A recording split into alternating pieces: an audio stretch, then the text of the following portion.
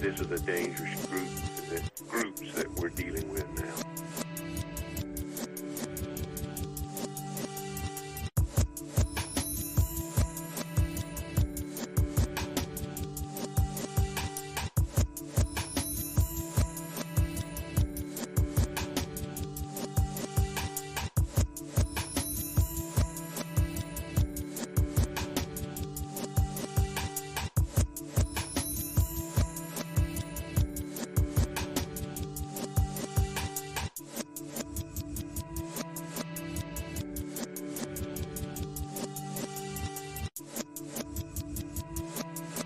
This is a dangerous groups that we're dealing with now.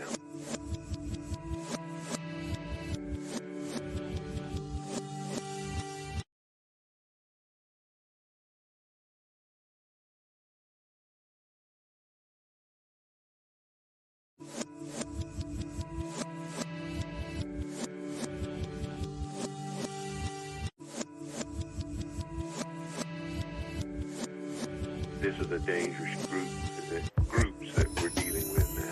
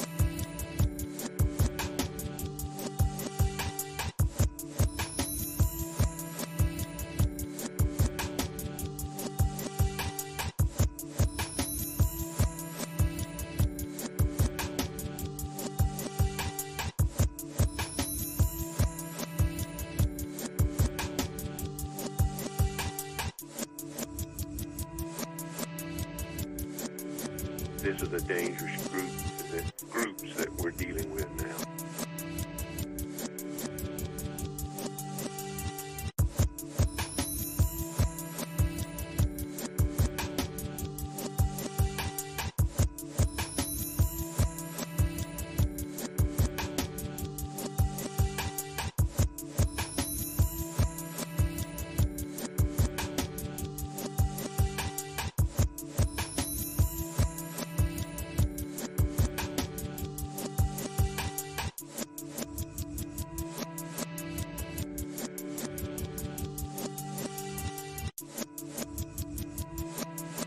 This is a dangerous groups that we're dealing with now.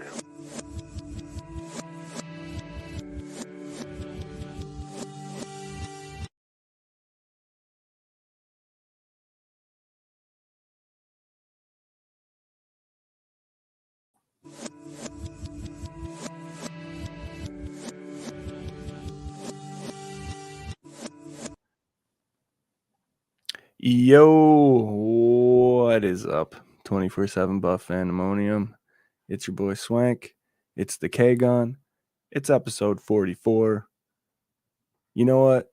Tonight's episode is all about angst and anger and being pissed off, but doing it together in a great atmosphere and still loving our Buffalo Bills. I personally can't wait to talk to these two dudes and all of you about it. And let's hear everything everybody's got to say. We'll hit this intro and we'll get on our way.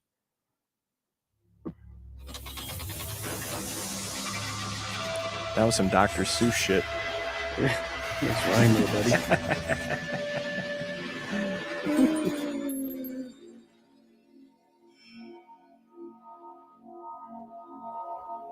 What's up, everybody? Here we are. It's Tuesday. It's 8 p.m. Eastern Standard Time, and it is the K-Gun Report as promised. Rain or shine, it doesn't matter to us, damn it. I am your host, Swank. Right over here up top next to me is none other than the one and only Jarrod Reed with his new microphone and setup, sounding great, looking spectacular. How's it going, Jerry? Better than I thought it was gonna. Welcome, Bills Mafia, the Fandemonium. I'll tell you what, the Finger Lakes are a little bit deeper today than they were Sunday. But Was there another glacier? I'm here. Yeah, let's pretty close. I think he's referring to the tears. But like you referred to at the beginning, Swank, I'm here to talk it out with you all and the Fandemonium. So in my heart, it's always go Bills. I'll cheer them on from day one to day 1 million. Go Bills. Hell yeah, we've been through worse shit than this, that's for sure. Down below is my other brother from another mother. I'm the lost triplet. They are the twins. His name is Scooter Magooter. Scott, what's up? What's up, Mafia?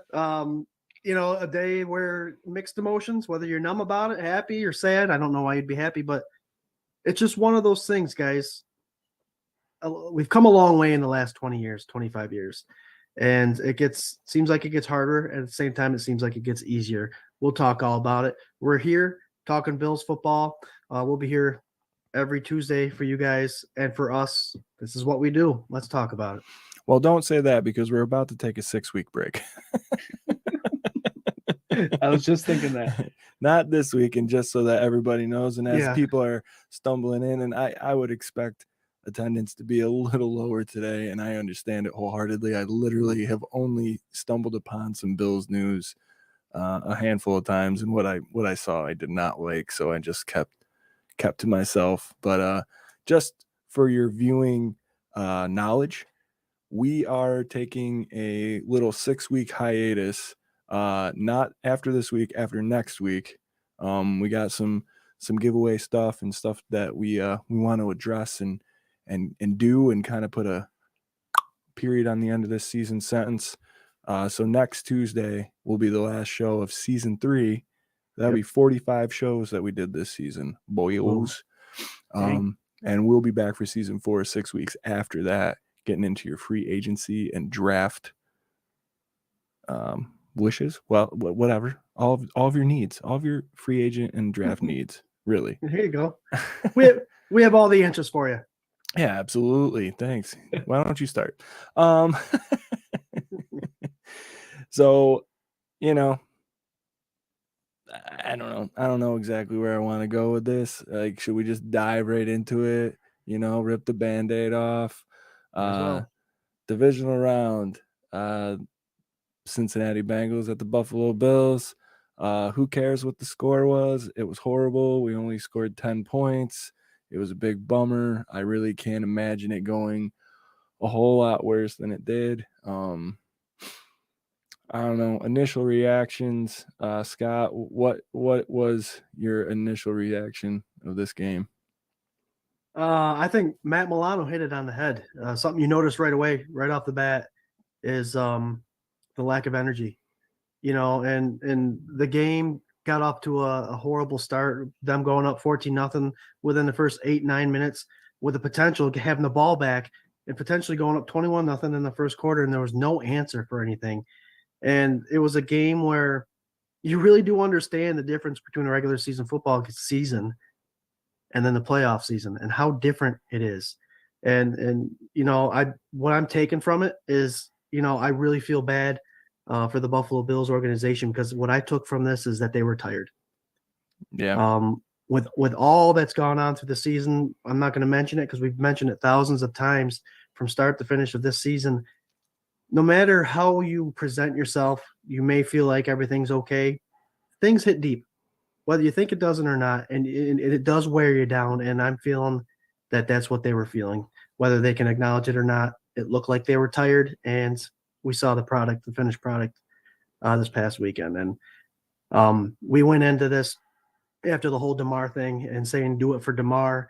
And it wasn't necessarily, you hate to put that kind of pressure on anybody. Do it for DeMar, win the Super Bowl for DeMar. What I got out of that, the more I thought about it, is do it for DeMar. Give it 100%. Win, lose, or draw. Give it your all. Do it for DeMar. And they did come up short, but I think they gave 100%. They just ran out of time, ran out of energy, and they just got tired. I think you hit the nail on the head, man. I mean, well, I'll give my 2 cents after your brother goes. Go ahead, Jerry. What about you? What do you got to add to that? Yeah, to quickly touch on the Milano energy thing. When he first said it, I think everyone jumped on the whole, yeah, there wasn't any energy. But where I think he was going with, they were looking for a spark. They were looking for a big play, a turnover, and nothing came. And I feel like that's how the whole season has been with the Bills. When something happens good, then the energy changes. I think they were looking for that, and it never happened. So to go back on your comment, I think a lot of people read that wrong. Another thing that comes to mind after this game, and it's a reality of the NFL. We have 17 games in the regular season, and then we have one wild card game to play, one divisional round, one championship round, and one Super Bowl. We don't get a chance to get best 2 out of 3, best 3 out of 5.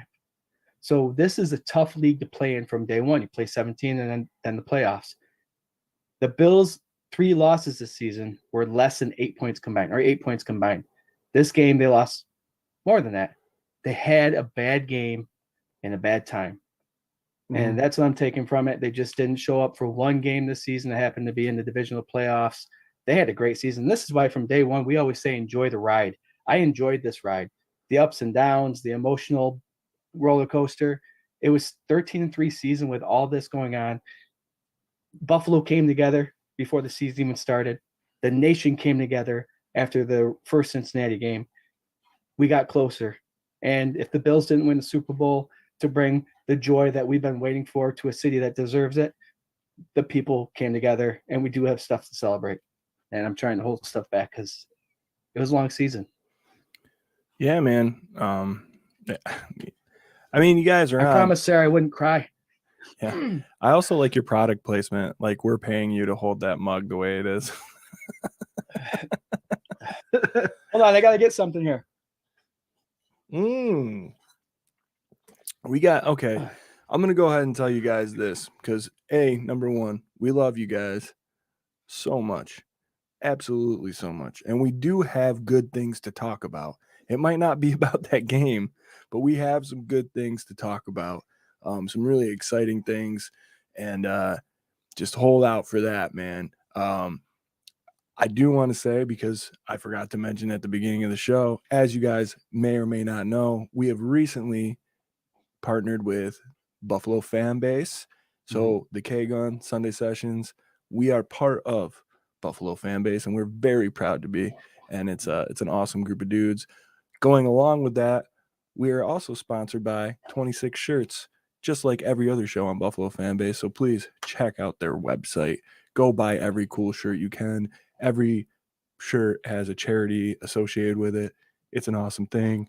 They'll read all the good shit. All the good shit. It's all good shit. One big thing I forgot to do is say what's up to our family, man. Our family in the comments, bro. We got Patrick Hughes. We got Rob Mullen. What's up, guys? We got some good news coming about Rob Mullen, too.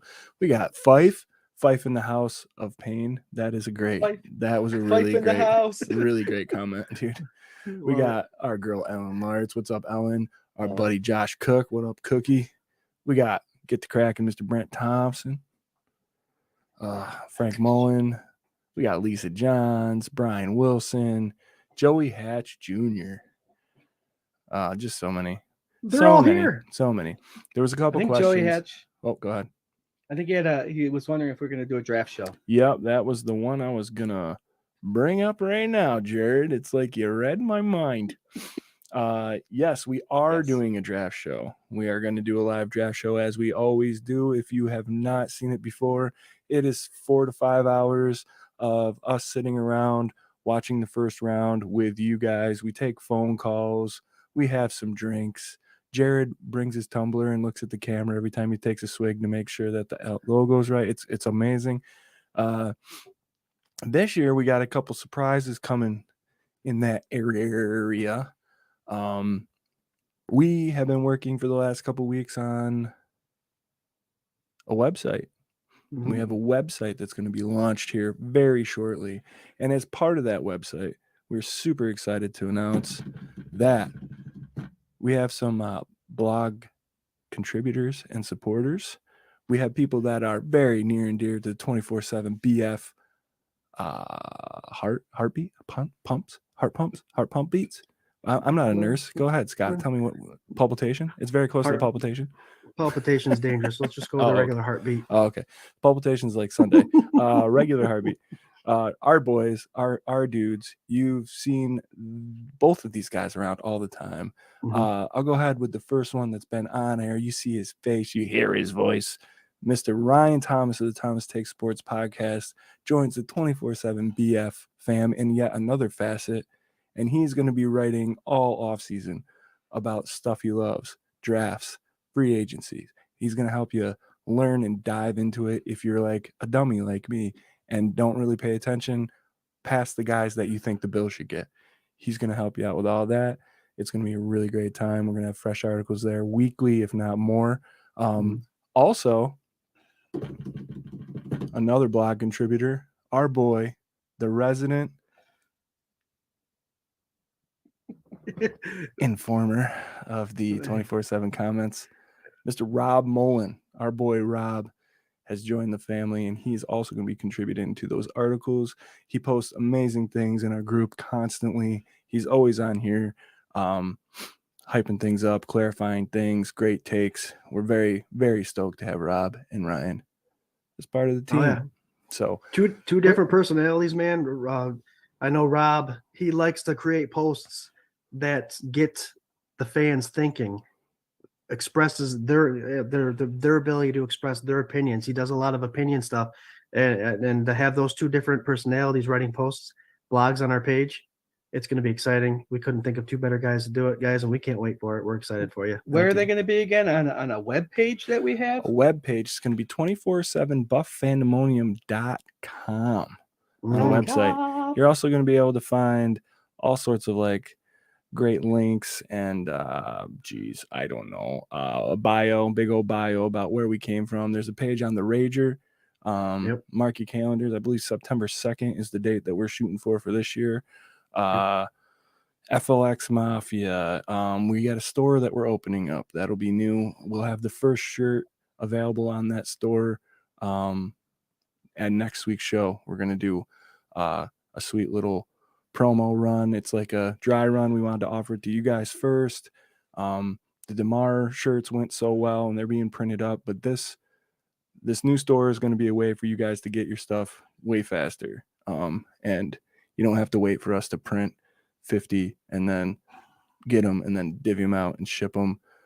We will still have a local stock of shirts and stuff. So anybody in the Finger Lakes region or anybody that sees this at an event, we'll have tons of stuff at the Rager this year. We can hook you up, but we're going to have the store set up so that you guys can just go get whatever you want, however you want. Well, within reason, but other than that, stickers still the same. You can message us your address for stickers. I got these bad boys in here along with the ones that Jerry was holding up. Yep. So we got all sorts of that cool stuff going on. I want to hit a couple of these comments. Let's see.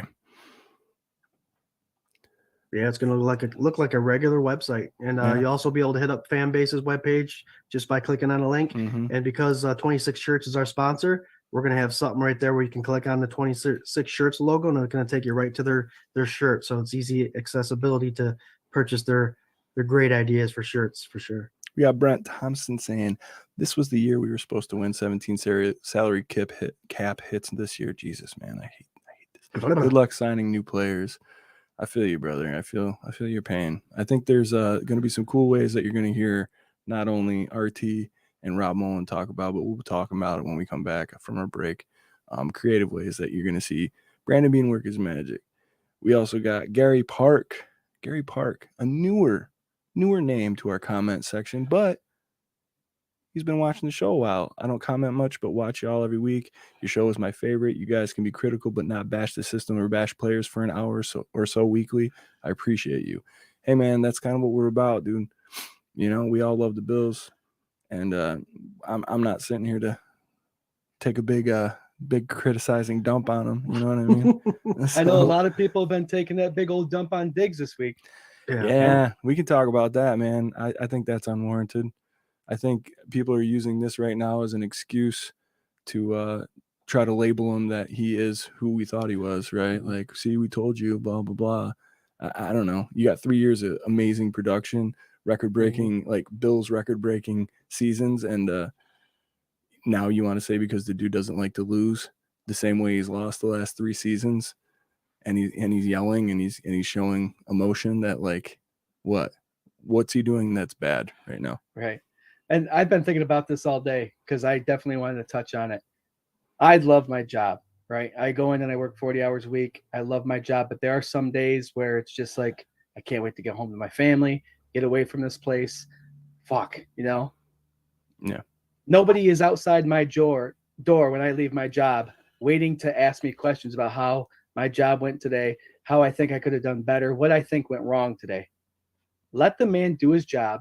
And if he's happy or unhappy, let him go home and do whatever he wants to do. Who cares if he doesn't stay with people or want to answer questions? Let him go.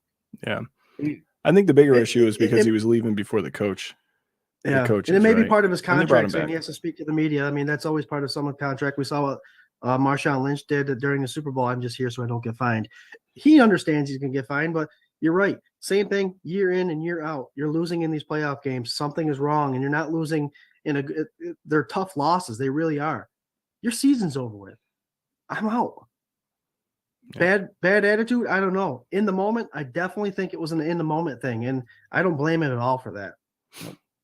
We got our boy Ryan Hickman on. What's up, Ryan? What's up, Ryan? Hey, Ryan. Said, here's my opinion, and it's like a 4-part comment series that he's got going on. I saw your post earlier today, Ryan. So Dude, I apologize. I think I saw that you posted, but I just can't. I don't know. This is going to be the most interaction I have over this for the next couple of weeks, probably. So appreciate you guys. But my process is I focus a lot on music. I get a lot of other stuff done. Projects around the house get done. And I stayed the hell off Bill's Twitter for a while. He says the process is over. The new process must be started. By the way, that canvas is fire, he said. Thank you. I'll agree with some of this, man. I think things need to change. I said that Sunday night, like all the stuff that was super endearing this season through all the turmoil and craziness. And I absolutely agree. I think it was just too much. It piled up and it was too much. Would it have been different if they got the bye? I don't know. You know, who knows? But like, I think you could see by the time they got to the Dolphins game, that was all they had to give, you know, and then you had a week and you came out and they were just flat, completely flat. I do agree that everything that was like kind of endearing, and I don't want to say like cute, but the stuff that we were like, oh my God, they signed Shaq Lawson back. Oh my God, they got John Brown and Cole Beasley. Like those things were like really like, ooh, cool. They're getting the band back together kind of stuff. And we were excited. Everybody was excited, but it did not like justifiably fill the gaps that we were looking for it to fill this late in the season. It was kind of a reach. And if you're looking back at it from the way that game ended and how things kind of transpired from like Thanksgiving on, you know, or whatever, Christmas on, whatever, you can kind of see that like you get distracted by that good feeling you get from having these players back in the building, but they really aren't the full pieces that we need. I mean, I'll say Shaq, maybe Shaq should be left off that list. He had like probably the best season of his career, right? Like, or close to it, damn near close to it. Jordan Phillips, I love that man. I'm so glad he came back. He was hurt half the season. You know, he was hurt during the game. Yeah.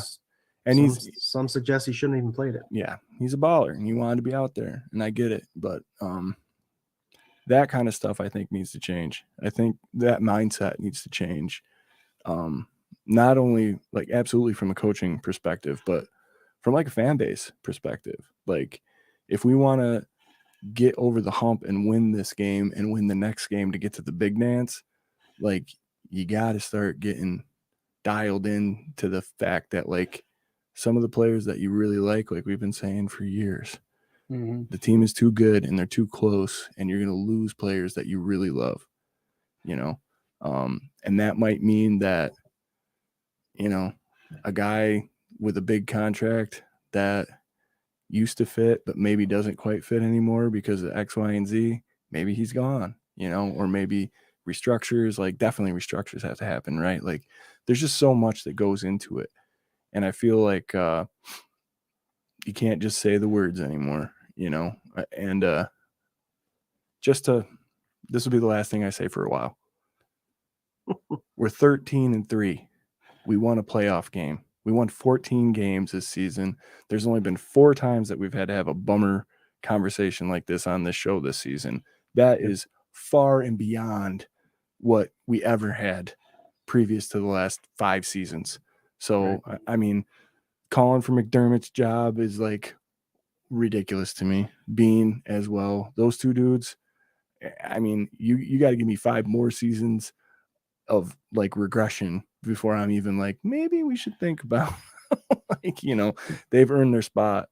And I think it's just a little bit of polishing and a little bit of like this guy instead of that guy.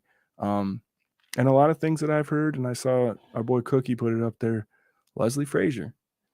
Leslie Frazier is a topic of discussion right now, a big one. This is the second year in a row where the defense has not pulled their weight in critical moments. I wouldn't say that Sunday was exactly the same as 13 seconds by a long shot. And I want to pose this to everybody in the comments. This is it. I know I was all over the place right there. I asked my buddy and my wife, what was worse? 13 seconds, feeling wise, made you feel worse? 13 seconds or Sunday against the Bengals? Which was worse? And before you guys answer, just let it sit for a minute because I want to see what you guys say. I know how I feel about it, and I'm pretty sure I know how these guys feel about it. But was it worse last year or this year? All right. Let's see. We got some people. We got Lonnie Cook. What's up? What's up, Lonnie? Oh, Lonnie says she wants stickers when she gets her T-shirt. Everyone will get stickers when they get their T-shirts. Yep. Rob Mullen says Cleveland is picking up Schwartz as a DC. Wow. That's a good pickup. Let's see. Oh, yeah. Joey Hatch says there's going to be some familiar faces leaving and some fan favorites as well, I think. Yep. I think that's what you get when you're a good team. Yep. And when everybody's getting paid, obviously they can't afford everybody. I think right now we're $5 million over cap as we speak. So there's a lot of adjustments, a lot of money to be moved around, extensions, guaranteed money, all that stuff.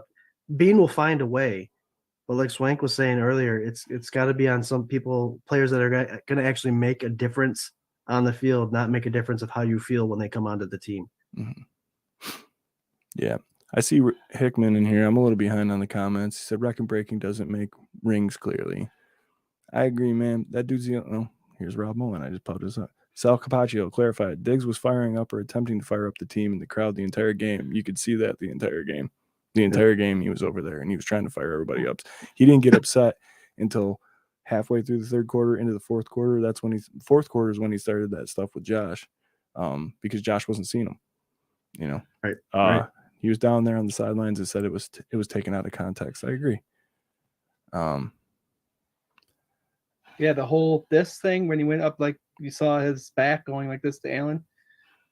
What I've heard is he's going, is this seriously how this is ending again? He wasn't yelling at Allen. Yeah. He was like just frustrated that this is going on again. Mm-hmm. Mm-hmm. I mean, there's a lot of changes that need to be made. I mentioned earlier that the regular season is a lot different than playoff season, and a lot of stats and stuff showing what the defense was all about these last 4 years. Taking in consideration the Houston game where we lost that lead and basically gave up the game to Watson in that scramble and they beat us. And then you got the blowout by the Kansas City Chiefs in the AFC Championship game. Then the 13 seconds defense where they played prevent and they weren't putting pressure on the guys. And then obviously the show that we put on against the Bengals. And a lot of it was put on Leslie Frazier. And I have my thoughts about it too. I mean, the 17 games you play during the regular season, you can jump all over some of these bad teams to pad your stats. It may look good. You have tough games where sometimes you're exposed a little bit. I know when you make it to the playoffs, they're all tough games.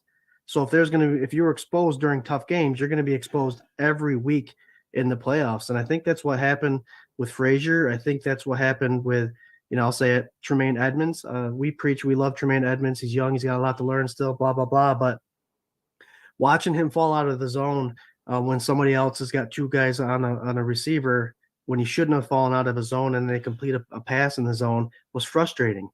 Mark Maddox has always brought it up. Him catching linemen 5 yards down the field in that second level is frustrating.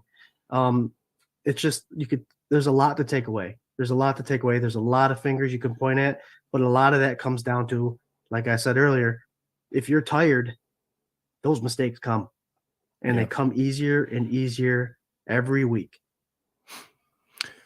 All right. We're getting some answers here to the question I posed was Sunday a worse feeling or was 13 seconds a worse feeling? Hudson Valley says Sunday. Frank Mullen says Sunday. Jay Donk, what up, Jay, says Sunday. Josh Cook says Sunday. Patrick Hughes says Sunday mainly due to the lack of effort. Frank says 13 seconds was a heartbreak. Fife says 13 seconds was worse. I still haven't gotten over that. Feel you? So, yeah, this is what I was wondering. I was really wondering where people were at.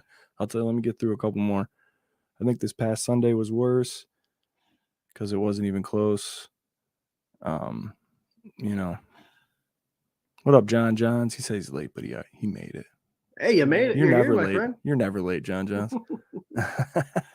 Swank, this is a great question. This is something you could probably talk at a campfire for hours about. Yeah. Because there's so many there's so many ways to approach this, I'll let you read a couple more and then I want to run with it. No, go ahead. Why don't you go? The 13 seconds was two amazing offenses going against two tired defenses. So it's bam, bam, bam. We're winning, we're losing, we're winning, we're losing. This past Sunday, I think, was worse because it was such an emotional roller coaster throughout the whole season. And then we have a game where the Buffalo Bills go down 14-0, then we score. And then before halftime, I'm sitting there calculating, okay, if we score before half and then we get the ball after half, we could tie this game up or take the lead. And that didn't happen. So it was a slow dagger. It's like all the emotions are starting to rush to us now. It's sad. The emotion roller coaster is down at the bottom now, and it just went there the whole game. So we had to sit for a whole half at this emotional breakdown that we've expected our Bills to be somewhere else, and they're not. Where the 13 seconds was, oh, fuck, we lost. This was number two. He's hitting them, dude. I love it. He's making up for all season. You should have seen how many times I said the F-bomb in the car because I was talking to myself all day today. But no, this is a slow pain, slow, drawed out loss. Yep. Yeah. I'm going to go opposite, Jared. I'm basing mine off emotion. Last year, 13 seconds, that team could have beat anybody. Legit. And they weren't tired. They just ran out of time. They ran out of time and they didn't get the ball in overtime because of a damn coin flip. That hurt more to me. Well, it was more of a heartbreaking loss, yes. But what hurt this loss this week actually was more of an emotional hurt because after seeing how they performed against the Bengals, like I said earlier, it was more of an emotional draining loss for them than anything. And to expect them to go to Kansas City or the Atlanta to play Kansas City after what we saw in the second half against Miami and then the whole game against Cincinnati, they were drained. And I felt more emotional for them this game, but I was more emotional personally the 13 seconds because that team could have won the Super Bowl. I'm going to go I want to throw up Josh Cooks. I was in KC for the 13 seconds and had to walk out of the stadium. That's heavy, dude. That is super heavy. That's like I didn't want to go to this game this last Sunday in case of that. And I would have been going to the championship had it been in Buffalo this weekend, right? This one from my couch was way worse. I feel exactly the same way that Josh Cook does. And I'll tell you why, man. Last year, for the same reasons that you're saying you feel more 13 seconds. Last year, it was like it was taken away from us and we were there. We were right there. this year, we were never in this game. Not once were we ever in this game. There was no reason to think that like we were ever going to get back in it. And I'm not saying that from like the way I felt in the game. I'm saying hindsight looking back at it, because I'm still sitting there being like, well, if they go down 21-0, that's okay, because then we got Josh Allen and he can blah, blah, blah, blah. I was doing the old Bills like negotiating, like, like trying to, well, what if this happened and this happened, then we could do this. Yeah, we stop them, we go 3 and out, we'll get the ball right back. And the thing is, a Josh Allen led offense and this team, it's been known to be able to do these kind of things. So it's not like so far-fetched, but it just was, there was nothing. And I'm not making excuses, man, but I really think they were gassed. I don't think they had anything left. And I think they were underprepared. I don't know. Can you say that? Like, how insulting is that? Like, because I think all those dudes work. But I saw in the comments, Dawkins getting worked. He got worked all game, the whole line. Against a 4- and 3-man pressure. Yeah. Against an average defensive line, not even a special defensive line. And then the offense with 3, backups in that you can go back to our show last week. I'll never take down any of our episodes. You could throw back whatever you want in our face if you want to. And I'm not talking about you guys, but people outside of here, I said it, like we live and die with it. It's just, I don't know. It was so disappointing, and it was just like this very slow, deflated balloon the whole game. And I think this last Sunday was worse because you just knew it wasn't going to happen. I wanted so bad for all of the national pundits and all of the Dolphins fans and all of the Bengals fans that were trying to create some sort of drama that wasn't there. There was enough drama. Like, we didn't have to worry about ticket sales, like when that really wasn't an issue, like any of this other stuff. Like, there was enough there that, I don't know. I just think this team didn't have it. And Sunday was way worse, just way worse to me. Mm-hmm. Both bad days. They were both bad days. My boy brother Brent says, hell, I have not gotten over wide right. That's goddamn right. Me either. I mean, seriously, you ain't kidding. I memean, we want to talk about those last two. Those are the most recent. There's a funny meme out there Jared's referring to. Is with Zach Galifianakis and Paul Rudd. I can't remember what movie that is, where he's laughing. And it was a top that said, new Bills fan stating, man, it's been a rough basically year or something, or a rough couple of years with the Super Bowl, with the playoffs. And then below it says old Bills fan, and it showed him doing his little straight face. Like, you have no idea. Yeah. You have no idea what rough is like until you've witnessed wide right, 4 Super Bowls, Music City Miracle. Yeah. Can I keep going? Yeah, I can keep going. I Rob mean, Johnson. You could go JP Lossman. You can name about 14 quarterbacks, and you could literally spend an hour talking about just the things that happened this year. So yep. Joey Hatch, I'm kind of concerned about Josh and his elbow. Is this ever going to be okay, or is he always going to throw high and low balls because of his elbow? I saw today that they did really take a good look at it, and there's not going to require any surgery, just rest. Yeah. Rest and strengthening it. So he's going to be all good. It's something to take. I know there's a lot. This sucks, but you have to give. I'm going to go back to it. McDermott and Bean and everybody in that organization credit for pulling this team together for everything that happened this year. They still went 13-3 and 1-1 in the playoffs. They still had to come in and week out and play the game and get these men ready for this. We got Tre'Davious White back this season. Okay, Von Miller got injured earlier this year. He's going to be back next year. There's a lot of positives still in our future that we have to grasp onto and realize that, yes, this sucked. There's going to be some changes this year. Bean has done great things, and we've seen it. Let's just watch to see what happens. We're going to take 6 weeks off, and then we're going to come back full go because we're going to talk about draft stuff, and it's going to be a new season for us. So it's exciting. It sucks the way this season ended, But that's the wonderful thing about sports. We have next year. We just got to keep pushing forward. As Bills fans, the biggest positive thing we got is that we're watching football next year. And going back to Twitter, I shut a New England Patriots fan up yesterday. He was talking about how I mentioned something at halftime saying, hey, everybody get ready for a crazy comeback on Twitter. And then at the end of the game, he jumped in and he made a comment. And he's like, your franchise doesn't have anything, blah, blah, blah, blah, blah. And I've told everybody this earlier this year. If you ever get in an argument with a Patriots fan or anybody that's talking about the past, just let them know that in 1964 and 1965, we have two AFL championships. 2 championships in the Buffalo Bills organization before New England even has their first. Yeah. Right. Nothing was said after I said that. Anyway. I think, to put a diss maybe in this decade, Grandpa, Jesus Christ, you could talk about how that bag of milk is a piece of shit and they don't really have a quarterback. You could have said that, but I like that. I like the championship. Oh, yeah. Well, 1964 and 65 when they didn't have helmets. I was getting in my Studebaker to go down and ride on the gears. Ryan Hickman, bottom line, we need help. I agree.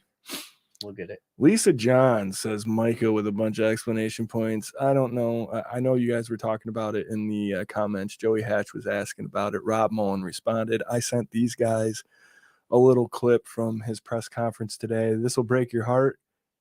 Micah Hyde was cleared and would have been able to play in the AFC Championship this weekend had they made it. I kept that information from my wife so that she wouldn't be crying all day until about an hour and a half ago. But yeah, man.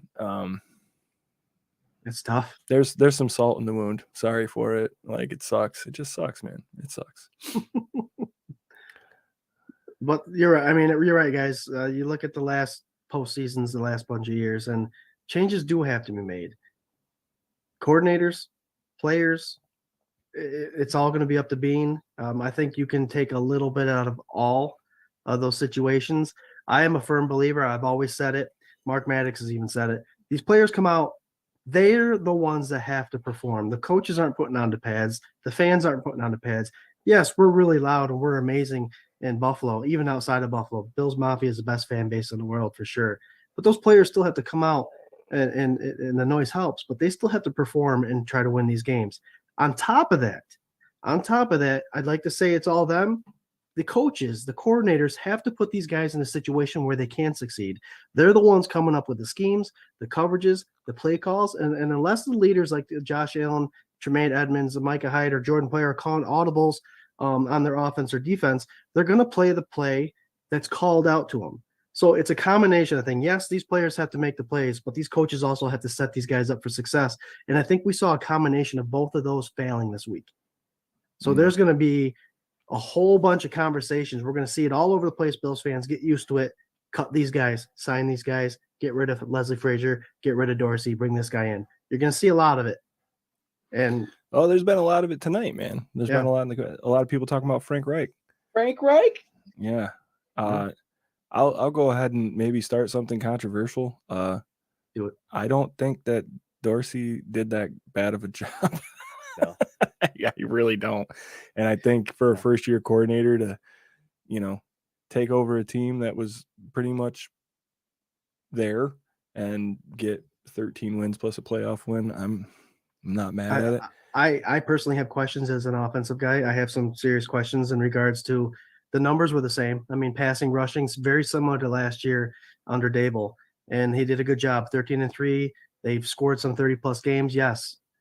But the questions I have are, and it's not just a Dorsey thing.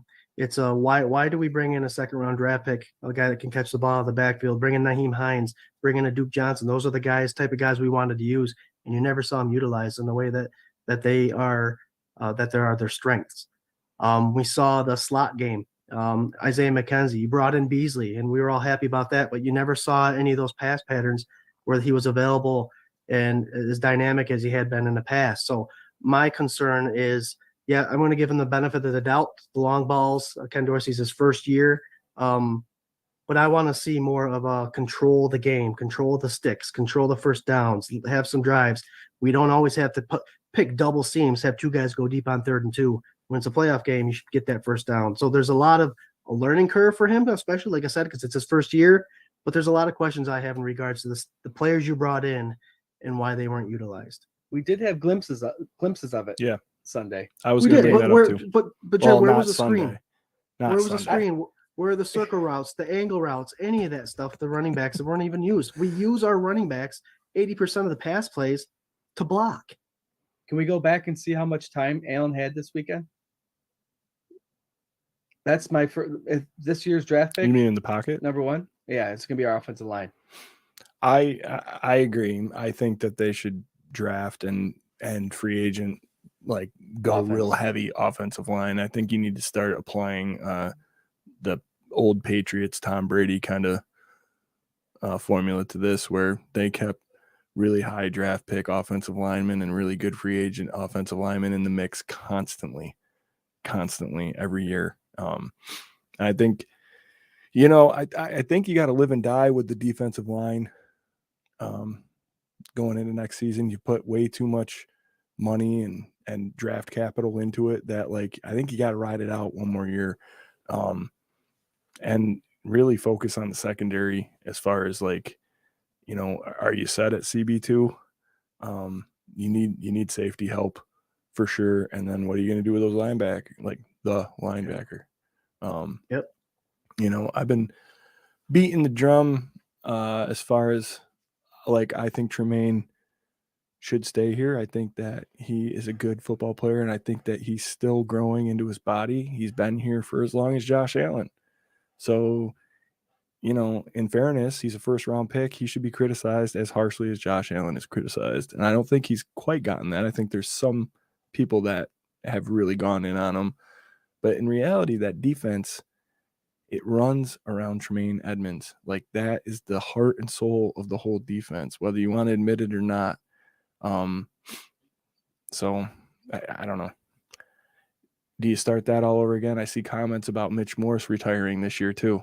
Like, he should retire, he's planning on retiring or whatever. So now you're going to give him a new center that he's never played with too? If Mitch Morse retires, he'll clear about $7 million in cap space, and you can bring Ryan Bates in there for you. And then you can add in your first-round draft pick, Osiris Torrance, 6'5", 350-pound guard out of Florida. Mm-hmm. That's Scott Reed's first mock draft. Yeah, there we go. The sooner we know Morse retires, I mean, they can get somebody in there, and Allen can just get that connection with him.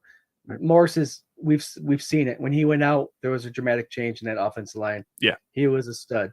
So not only I get what you're saying, how you're going to replace him pretty much because he was such a good guy. You can get someone in there that can clear the snaps and get the ball to Allen 100% of the time efficiently. But how are you going to make up for what Morse provided with the blocking scheme and calling out different fronts? Yep.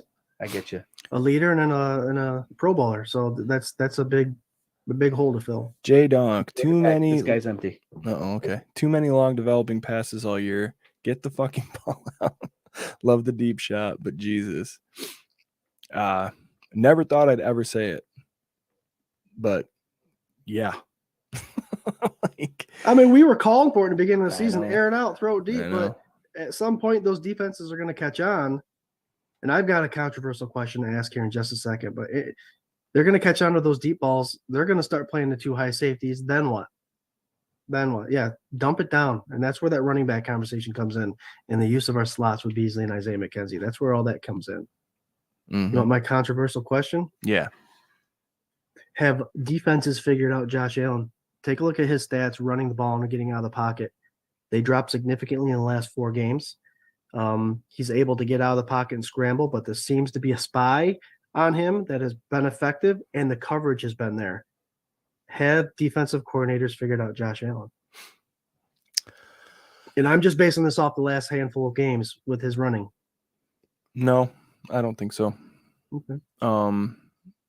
I think they kind of stopped him from running. I think they didn't put him in positions to be able to give him that option as much as maybe it was earlier. I know they're spying him a lot, and I get that, But even when he was being spied, he was still chunking off like 4 or 5 yards, like maybe he wasn't breaking those huge ones, but I don't think it's like necessarily figuring out Josh Allen as much as it is figuring out Dorsey's game plan. Like, I think that was a big part of it. And I think that they were keeping him in the pocket, and they were like, as far as Dorsey was keeping him in the pocket more than trying to extend plays, or I don't know. I think rolling right is Josh Allen's bread and butter. If he's moving and he's on the move, he's a magician, and if there's nothing in front of him, which we've all seen him make something out of nothing, he can run, so I don't know. I would have liked to see a lot more of that kind of motion, like get him out. If you want to have him use his legs, have it be an option play. Don't make it like a designed run play, like obviously have some of those in your repertoire, but like he is so good on the move and he's so good improvising that if you create those scenarios for him, you open it up, you open everything up. And a lot of people think that you're squeezing down the field when you do that, but we've all seen Josh Allen throw it across the back, across his body. Yeah. And nobody wants to see it. The whole field's still wide open. Yeah. Nobody wants to see it, but he's got the arm strength to do it. Oh, I can't wait for next year. Uncle James says Buffalo is going to be a destination hotspot for free agents. I agree, man. I agree. I don't think players are looking at it as destitutely as some fans are. You know what I mean? Like, again, you won 14 games this season. That was after a game got canceled on you. And all the tragedies, we'll keep hitting that, but like, Josh Allen has not had a regression other than getting an elbow injury and then more red zone turnovers. To me, I think his numbers are pretty much the same. I know numbers don't win championships, all that. I still would rather take Josh Allen's numbers all day long and his productivity and his record, because those things add up to a higher chance of getting in the big game. You're not going to get there with Matt Ryan right now. You're not going to get there with Mac Jones. Like there's differences. You can have a great coaching mind. You can have amazing players. It just all needs to gel and it all needs to hit at the same time. So that's where I'm at with all this now. What do you think about the controversial question, Jarrod? Was I here for it? Was I here for it? I don't know. Go ahead and ask him again, Scott. Okay, Jarrod. So in the last 3 games, 3 games ago, Josh Allen averaged 1.787 yards a carry. This last game, he only averaged like 2.5. I think the one before that, only 5. Has defensive coordinators, figured out how to defend him? Oh, yeah. Swank, I'm going to go with you. When they haven't, they might have a little bit, but it's a game of adjustments. I think they might have figured it out this season. Again, it might have been with just the play calls and Dorsey. How often did they run the ball Sunday? Right. It's pretty easy. It was to disgusting. Do the stats were like completely disgusting. If you look right. at it. It's easy to figure out a quarterback when all he's going to do is pass the ball. And that's not on Josh Allen. Sorry. Hickman, have you slammed like 18 Red Bulls or something? Jesus Christ. Passed. Love your fired up in Florida. Running back runs, Jarrod, there were only 11. Right. So with any quarterback, if you take the run game away from it, the defense knows who's going to get the ball and what they're doing. Yeah. So they haven't figured out Allen. They figured out Ken Dorsey in that particular small 3 or 4 games. If Ken Dorsey can sit back and swallow his pride and look over it, which I'm sure he's going to do, and be like, holy crap, we only ran this, we did this. Maybe next year in year 2, if he's still with us, he'll help Josh Allen and give the ball to Devin Singletary and Cook. Because guess what? The Buffalo Bills aren't getting a running back this year. They're going to stick with Singletary and Cook. Everyone get off of that already. Oh, boy. I don't know. Damn. Okay. We're like, gee, James Cook is a rising star. I'll tell you what, I would be fine. Number 1. I would be fine if they spent a really late round pick on a running back and just rode with Hines and Cook. Yeah, I mean, I like Motor and whatever, but I don't know. I don't want him to spend money on a running back. Right? No, they won't. I really don't want him to. Right. And I get you. As Rob Mullen's been pointing out all day long, if you guys are there, and hey, he's a column writer for 24/7 buffandemonium.com.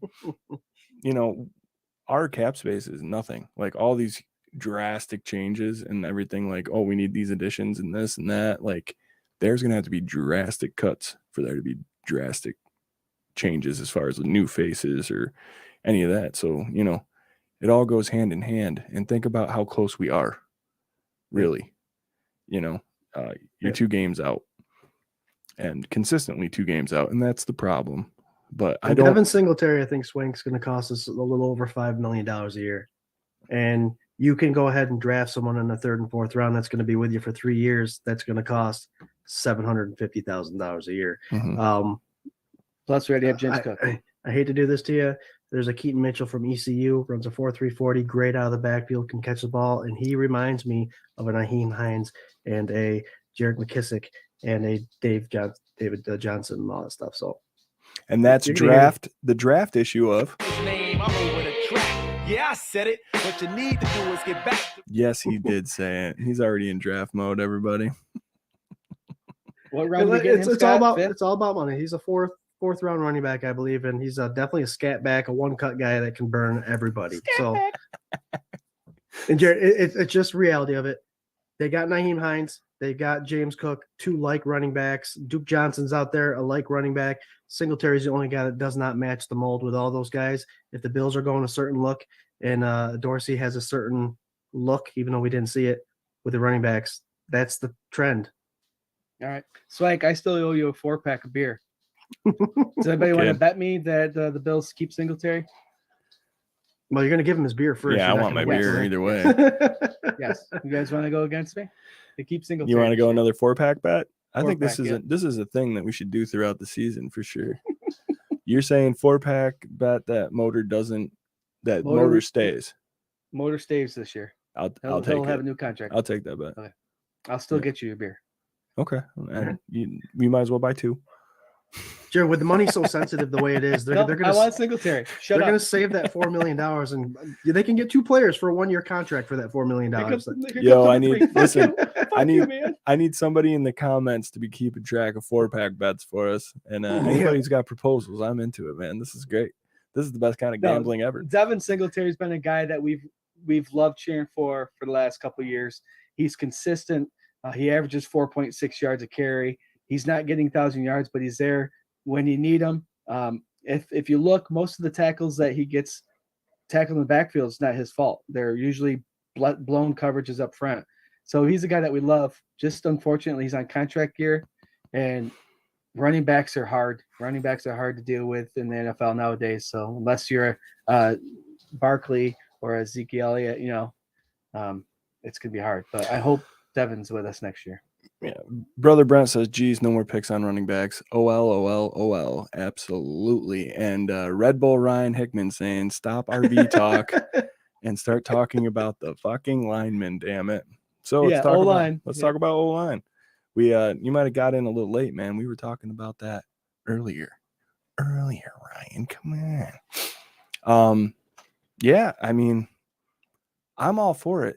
To be honest, I don't think the Saffold thing worked out the way everybody wanted it to. I think they were looking to kind of plug holes with either really young guys that weren't drafted super high or older aging proven guys that really, are starting to fade out. Dawkins is supposed to be your stud, and he got worked, and he's kind of got worked in a lot of big games this season. Those are facts. Mm-hmm. That being said, I do not want to dismantle this entire offensive line and have zero continuity. I don't know what your guys' thoughts about that, and let us know in the comments for sure. But it needs to be fixed. Absolutely needs to be fixed. You got to find the right pieces. I think Scott said Bates coming in at center. You got Boker still. He's doing well. We'll see. I think the old line's going to be approached. That's going to be an important topic for the next couple weeks here. It's one of those things. It's like I'll go back to the what are you doing thing. We brought in Saffold, we brought in Casenberry, and they both came from the Titans, who are a heavily known to run the ball quite a bit. Saffold's got some of his worst numbers this year as far as PFF and all that stuff rankings because they pass all the time. What are you doing bringing in a running left guard and passing the ball as often as you were? I just think it's a what if. They're trying to fill the holes with big names, but it didn't fit the scheme. That's when I was excited for him because he's all pro. He's a Pro Bowl blocker. Sure, but you just proved to the people that maybe thought it wasn't a good pick why it wasn't a good pick. He's a run blocker, and you didn't run. Yeah. Okay, Jay says he takes your Motors bet too. Okay, and we brought in an offensive line coach that's known for his running capabilities and setting these linemen up for running, and we didn't run. Yep. Yeah. Let's see. Pulled together. We got Josh Cook. Spencer Brown needs to hit the weight room this offseason. That's a big dude, man. I don't know. And he's pretty inconsistent. I love him. I want him to figure it out. And this is going into his third season now, right? This is the end of the second. I guess we'll see. I think Bean is very good at bringing in competition, if nothing else. Yeah. So, and I think Spencer Brown is more of a flexibility thing rather than a strength thing. He's unable to flex at the hips and get leverage on these guys. It seems like he's getting beat because he can't do the leverage as well as the strength. Mm-hmm. Rob Mullen says regarding Saffold, his cap number for 2023 is only $2 million. So, yeah, he's not going anywhere for sure, and I'm okay with that. Like I am, but it's like you got to bring guys in to like get this competition level up. Questenberry was trash. What Scott just mentioned is you brought these running, blocking linemen in, and you didn't run. Mm-hmm. You can keep them on your roster for next year if you run more. Yep. Mm-hmm. Yeah. So I know a lot of Bills fans are calling for more running. I'm one of those. I'd like it. If they can get a successful run game, that takes a lot of the load off of our star quarterback. Yeah, I agree. I mean, you can go back to previous K guns where I'm like, I could give a shit if we run the ball ever again. I was on loving this team for all these years, and all we did was run the ball, and I want to see Josh Allen throw bombs. Now I am tempering my my take on that, and I was doing a couple of Ryan Thomas's shows these last couple weekends, and my dude, like James Cook, I'm there. I think he's worked in, and he's going to be a stud. And you got to find ways to use him. Like that's what has to happen. Yep. Maybe that's. I mean, we know Josh Allen can do it. We know he's capable of being our guy and taking us to where we want to go. Maybe this is where the offense starts to figure out that we have our guy if we need it, but let's start giving him some help and not relying on him for everything. Mm-hmm. And what kind of quarterback can he be then? Mm-hmm. Yep. You don't want to get caught wearing him out, making him tired and putting too much pressure on his shoulders for these next 6 years he's on contract. Can you imagine what he can be if he has a little bit of help? Can you imagine what he can be if we get a little bit more of the run game established, what Diggs can be? I don't care. I love that Diggs is getting over 100 receptions and over 1,000 yards a season. But I don't think he cares if he gets 80 for 955 and they're winning a Super Bowl. No, he doesn't, as long as they're winning. Yeah. Yep. Yeah. But that's where like that, that long distance perspective on not knowing this guy personally, but just seeing a quick video shot of him, and his whole life is ball. 100% his whole life is ball. Their lives outside of this it's pretty boring, like until they retire or, off season, whatever. But like, it's all ball. I don't know. I don't see how you can fault the dude. I love him. I want his fire there. He was the only one showing anything. How can anybody be pissed about it? We'll keep going in circles here. Yeah, Hickman says, so you're saying there is a coaching issue. Damn it. Did we say there wasn't a coaching issue? Like players, to be honest with you, like players, you adjust and you learn the game. Coaches do the same thing. Yeah. This is a 17-game season. We've already said it. It's short. It's 18. Not like 82, 162. You don't get a whole mash of games to put everything together. You get a small sample every season. If you get it wrong one season, you get thrown under the bus. You have to. We'll see what happens. This is going to be exciting next year. I got a good feeling. Calling it now. We're doing four-pack bet. 4 to a keg. There you go. Listen, ladies and gentlemen, just in case you didn't know, here we go, folks. We're in overtime. That's right. We're in overtime. Grumble, grumble, grumble. Welcome to the venting show. Mm-hmm. It's a little vent. It's good, man. Tell you what, you guys are making me feel good. Yeah? So is the whiskey. No, there you go. That's what's in that cup. Yeah, not trying to be a bummer this whole show, and wanted to give people a place to kind of be vent, have a little sounding board. But you guys know what we're all about, man. Like, I'm not gonna sit here and dog on people over and over and over. It's like, you gotta wait. Unfortunately, you have to wait a long ass time to see what the hell they're gonna do. Not too long, but a long enough time. Mhm. So gotta lick our wounds, start to speculate, get right in a week or two, and start thinking about the draft, man. And free agency and all the cool shit that comes along with that. And we got another season coming up. Yeah, just a reminder, we have a good core. This Buffalo Bills team's doing good things. Just stay positive. Just stay positive. Joey Hatch, has anybody forgot about the drought we went through? Be happy we went to the playoffs. It's absolute baseline. Like, yeah, I agree with that. I want it. I want it all. I want it as bad as everybody else does, man. I really want it. But it's it's like this fucking jewel on top of Mount Everest. Like, it's so hard to get there, and it just, so many things have to fall your way. And I'd say if the Bills got it this year, it would have been literally the most miracle run that you could ever fucking think of for everything that's happened to this team. Storybook. Yeah. Yep.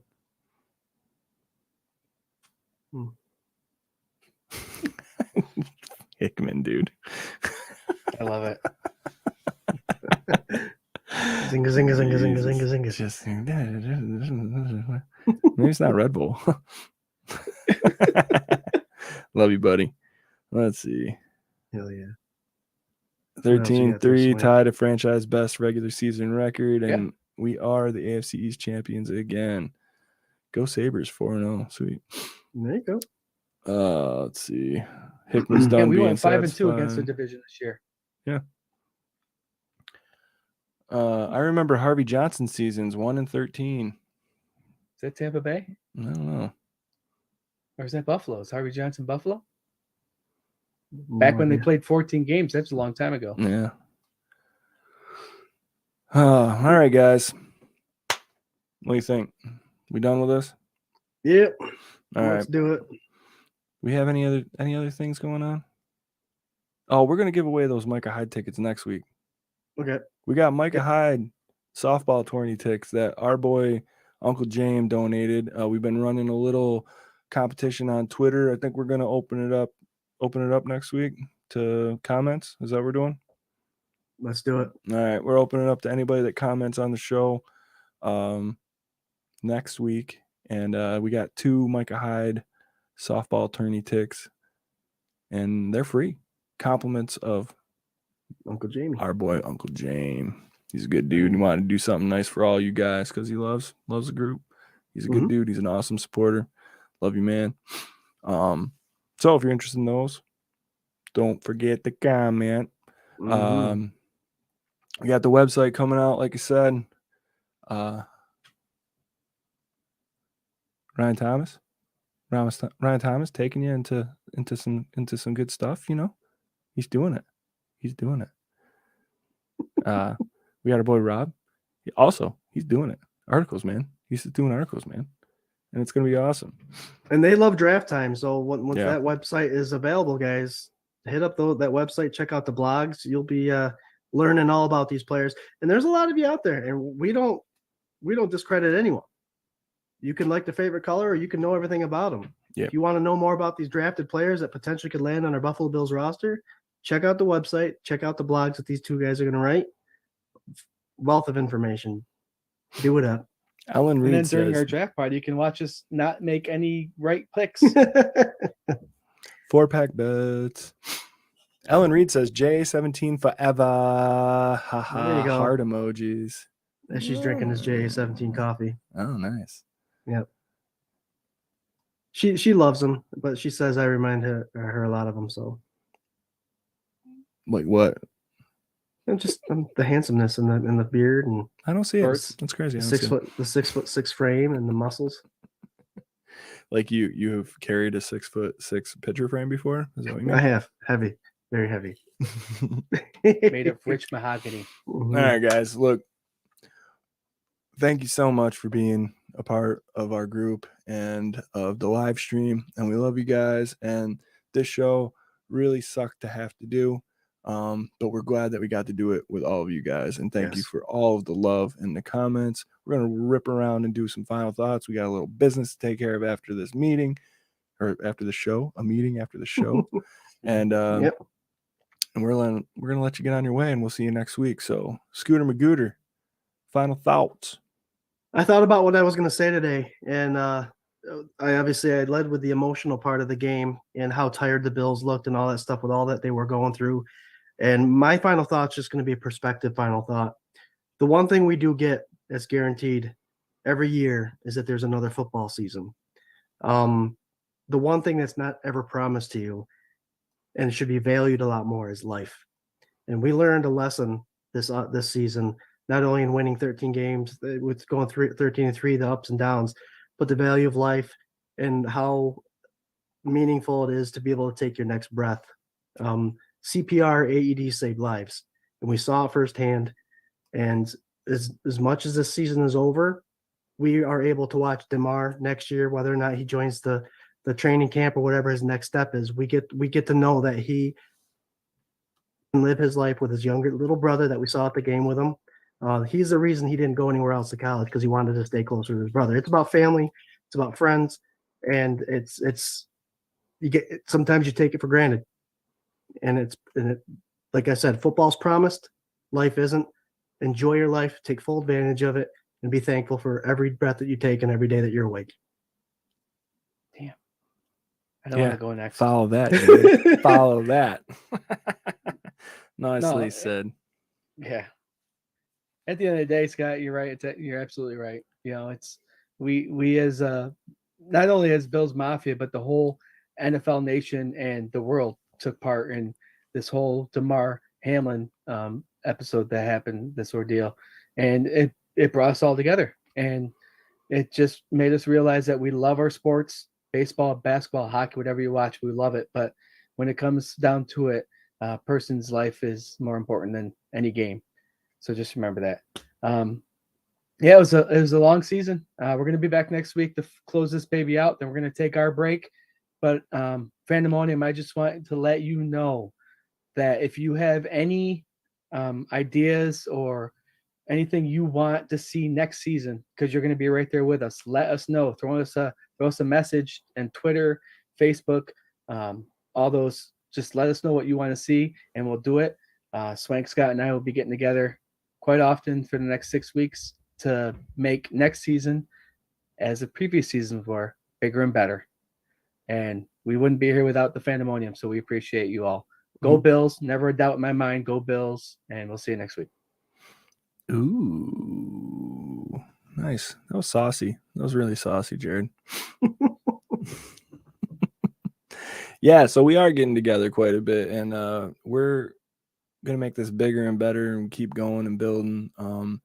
Part of what we're meeting about is the third annual regular season Rager that'll be held at Reinvention Brewing yet again.